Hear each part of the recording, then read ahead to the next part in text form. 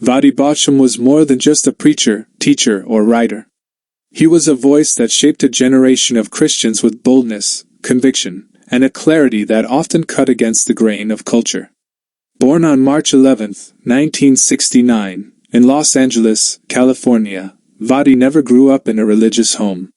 His early years were far from the pulpit, but through God's grace, he came to faith while in college, and that single decision set him on a path that would define his life. After completing high school, Voddie pursued higher education with both passion and discipline. He earned a Bachelor of Arts in Christianity from Houston Baptist University, then went on to Southwestern Baptist Theological Seminary for his master's studies. His thirst for knowledge didn't stop there. He also studied at Southwestern Baptist Theological Seminary and later at the University of Oxford, focusing on apologetic. Education was not just a pursuit for Voddie. It became the foundation for his lifelong mission of equipping others to think deeply and biblically about faith. Marriage was another cornerstone of his life. He married his wife, Bridget, and together they built not just a home, but a ministry. Their marriage stood as a model for what he often preached: Christ-centered, covenantal, and anchored in Scripture. Bridget was more than his partner. She was his greatest supporter, walking with him through every season of ministry, travel, and even illness. Together, they raised 9 children, a testimony to the very family-centered life he spoke about so passionately. In ministry, Voddie was known for his unflinching stand on biblical truth. He pastored Grace Family Baptist Church in Texas, where his sermons drew families hungry for strong teaching. His messages on biblical manhood, womanhood, and the centrality of the family struck chords across America. But perhaps what set him apart most was his willingness to tackle cultural issues head-on. While many steered clear of controversy, Voddie believed truth was worth the risk. His book Fault Lines, which critiqued the infiltration of social justice ideologies into the church, became one of his most talked about works. In 2015, he took a bold step of faith by moving to Zambia with his family. There, he became Dean of Theology at African Christian University, pouring himself into training pastors and leaders across the continent. For him, this was not just relocation, it was legacy. He often said his heart was for the next generation, and in Zambia, he found the opportunity to invest directly in that vision. Voddie's impact stretched far beyond pulpits and lecture halls.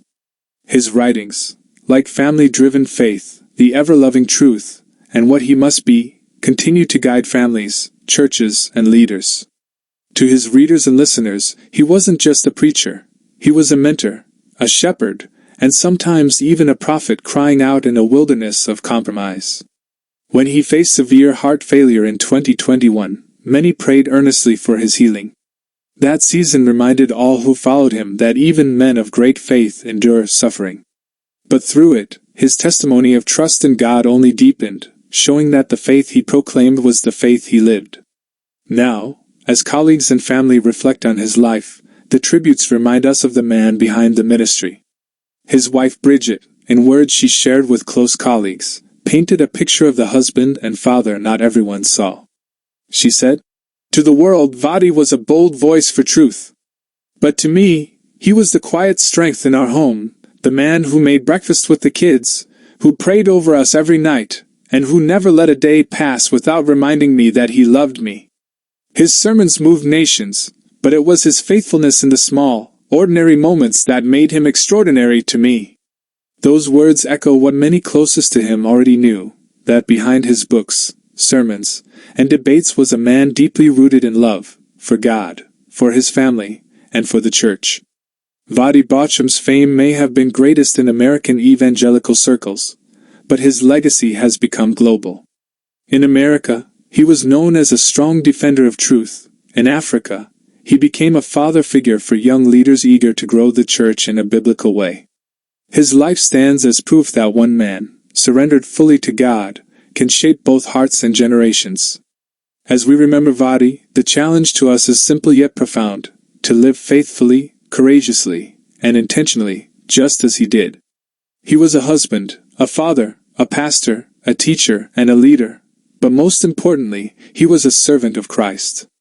And that's the title he would have wanted us to remember.